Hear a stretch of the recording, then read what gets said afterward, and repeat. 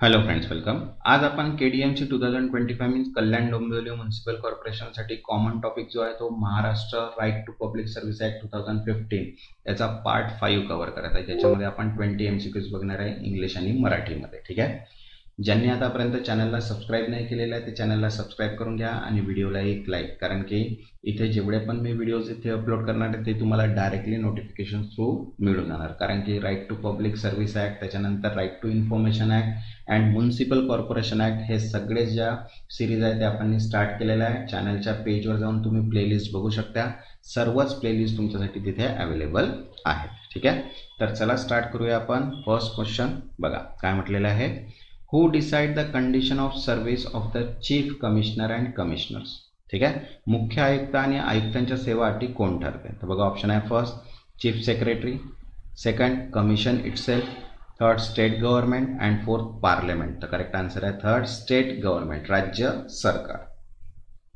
Next second, before assuming office the chief commissioner shall take oath before. पदभार स्वीकारण्यापूर्वी मुख्य आयुक्त कोणासमोर शपथ घेतो? तर बघा ऑप्शन आहे फर्स्ट हायकोर्ट जज, second Lokayukta, third governor or authorise person and fourth home minister. तर करेक्ट आन्सर आहे third governor or authorise person, राज्यपाल किंवा प्राधिकृत व्यक्ती.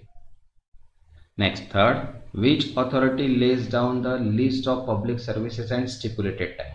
सार्वजनिक सेवा आणि निर्धारित कार्यमर्यादेची यादी कोण निश्चित करते? तर बघा ऑप्शन आहे first central government, second designated officer, third public authority and fourth chief commissioner. तर करेक्ट आन्सर आहे थर्ड पब्लिक ऑथॉरिटी, सार्वजनिक प्राधिकरण. Next fourth, which one of the following is not a valid composition member of appointment committee under the section of 13 of 3. कलम 13(3) अंतर्गत नेमणूक समितीचा वैध सदस्य खालीलपैकी कोण नाही? तर बघा ऑप्शन आहे first chief minister, second leader of opposition legislative assembly, third chief justice of high court and fourth cabinet minister nominated by chief minister. तर करेक्ट आन्सर आहे third chief justice of high court, मुख्य न्यायालयाचे मुख्य न्यायाधीश. Next fifth, the stipulated time for service delivery start from. सेवा पुरवण्याची निर्धारित कालावधी कधीपासून सुरू होतो? तर बघा आपण ऑप्शन आहे the date of notification, third the date of application download, third date of receipt of complete application by designated officer and fourth date of service rejection. तर करेक्ट आन्सर आहे third date of receipt of complete application by designated officer, नामनिर्देश अधिकाऱ्यांकडे संपूर्ण अर्ज प्राप्त झाल्याची तारीखपासून. Next six, which of the following best define designated officer. नामनिर्दिष्ट अधिकारी या पदासाठी सर्वोत्तम व्याख्या कोणती? तर बघा ऑप्शन आहे retired public official, second any elected representative, third officer notified to delivery specific public service and fourth a government contractor. तर करेक्ट आन्सर आहे third officer notified to deliver specific public services, विशिष्ट सार्वजनिक सेवा पुरवण्यासाठी अधिसूचित अधिकारी. Next seven, where can an applicant see list of public service and form as per section 3 of 2.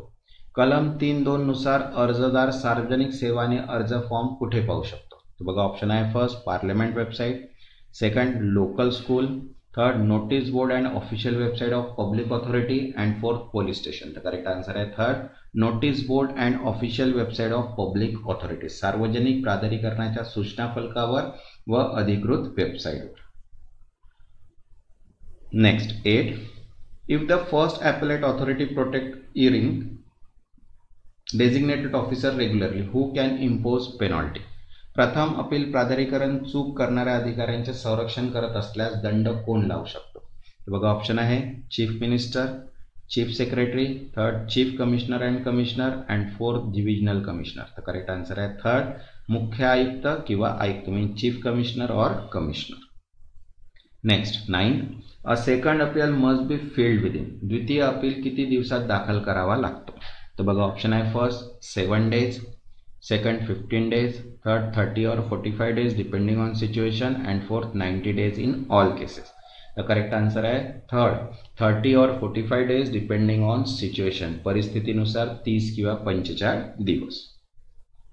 Next 10, which of the following bodies does not qualify as a local authority under the act. खालीलपैकी कोणती संस्था या अधिनियमांतर्गत स्थानिक प्राधिकरण म्हणून पात्र नाही? तर बघा ऑप्शन आहे first municipal corporation, second gram panchayat, third planning authority and fourth Indian army. तर करेक्ट आन्सर आहे फोर्थ इंडियन आर्मी, भारतीय लष्कर. Next 11. After the commission is form power earlier exercise by divisional commissioners. आयोग स्थापन झाल्यानंतर विभागीय आयुक्तांकडे असलेले अधिकार म्हणजे कोणते? तर बघा ऑप्शन आहे become void, second are transferred to commission, third are suspended and fourth are audited. तर करेक्ट आन्सर आहे second are transferred to commission, आयोगाकडे हस्तांतरित होता.